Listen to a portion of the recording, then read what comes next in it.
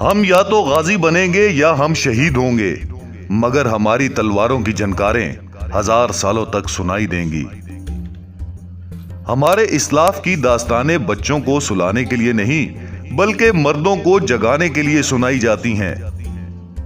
آزادی اور امن باتوں اور دعووں سے نہیں تلواروں سے حاصل ہوتے ہیں۔ منزلیں سپاہیوں کا استقبال کرتی ہیں، بزدلوں کو راستے کا خوف مار دیتا ہے۔ مسلمان اللہ کے علاوہ کسی سے بھی رحم کی بھیک نہیں مانگتا، چاہے وہ موت کے دہانے پر ہی کیوں نہ ہو۔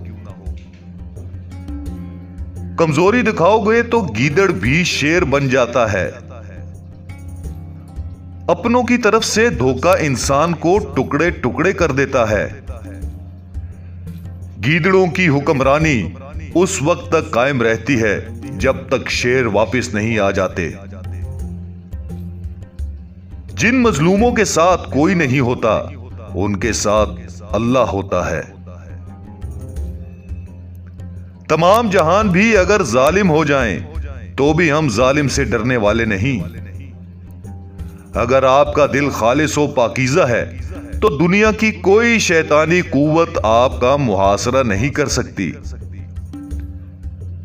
جب تک ہم اللہ کے راستے پر چلیں گے کوئی بھی ہمیں ہمارے گھٹنوں کے بل نہیں گرا سکتا۔ میری ایک زندگی ہے اور وہ بھی میرے خدا کی ہے۔